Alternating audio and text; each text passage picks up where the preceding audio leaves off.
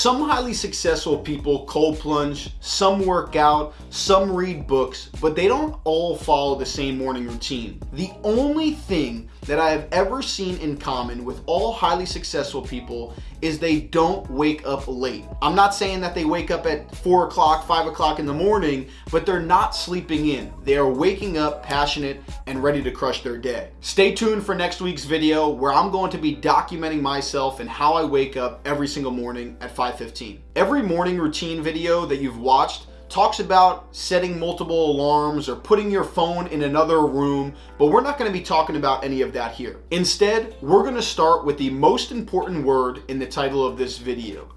Be a morning person. Take on the identity that this is who you are and this is what you do. If you are the type of person that says, oh, I can't do that, oh, I don't have enough time, oh, I'm not a morning person, it is time to change that, as it's just a limiting belief. Andrew Huberman says 3 days of pain and the rest is easy. Basically stating that it takes 3 days to become a morning person if you are not already. Are you willing to fight through 3 days of pain to become more focused, more productive, make more money, and so much more? An awesome quote that I love is, don't tell me your goals, tell me what you're willing to do to achieve them. But let's be real. It's not just about waking up at 5 a.m. It's about what you do and how you wake up to maximize those early hours in your day. So in this video, we're going to be talking about 5 practical tips to help you wake up early and structure your day. Tip number 1, prep the night before. I'm all about making things easier. So step 1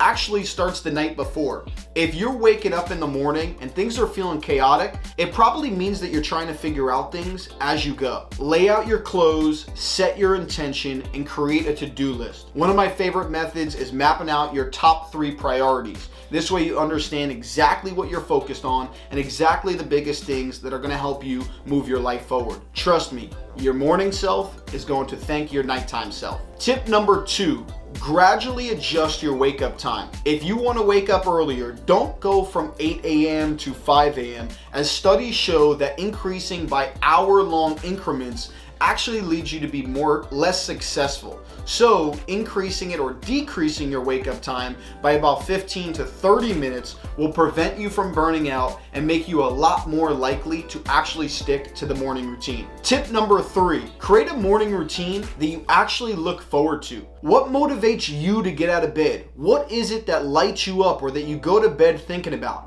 Put that thing first thing in the morning, whether it's your warm cup of coffee, whether it's peaceful, quiet time reading, whether it's going to crush it in the gym. Whatever that is, structure it in your morning, because what we want is we don't want our morning to feel like a chore. We want our morning to feel like a gift of time for you to be able to be proactive about your day, proactive about your goals, and ultimately set you on the path that you are on to achieve everything that you are after. Tip number 4. No, if you got 7 hours of sleep, it doesn't just mean that you're doing good enough. We have to be consistent, not just with the wake up time, but the time that you are actually going to bed. Most people think, oh, I got 7 hours of sleep. I got 8 hours of sleep. I should be good. But if we're going to bed one night at 10 p.m. and the other night we're going to bed at 1:30, our body is totally thrown off. We want to try to stick to, hey, I went to bed at 10, I woke up at 6. I went to bed at 10, woke up at 6:15. I went to bed at 10,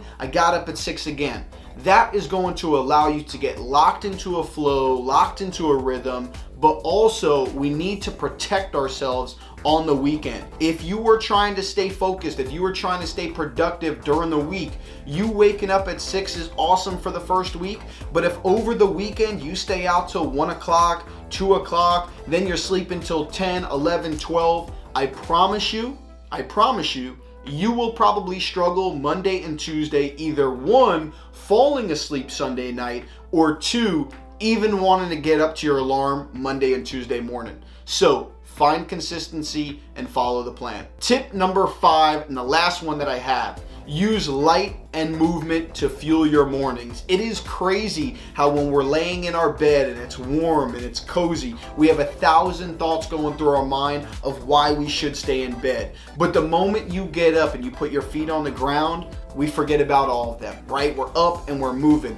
Whether that is starting by putting all of the lights on in your room to signify that it is morning time, or whether it is starting with movement, whether it's a workout or even just a light stretch to again notify your mind that hey, it is time to get up, and hey, it is the morning time where it is time to get going, time to get moving. But I'll be honest, and I want to let you know this, the same way that I talked about be a morning person, is it all comes down to mindset. We are not here to be perfect. We are not here where every single day you have to wake up at 4 or 5 a.m. But it's more so the idea to be able to find a system, find structure, and find a routine that works for you. I am not here in this video to tell you got to follow my routine, because I am not the same person as you. We have different goals, we have different visions, but we are all ultimately trying to feel accomplished. So having a morning routine is one of the best ways to allow us to prioritize that, because you already know the moment you get into your busy day, anything can pop up. This should be motivation for you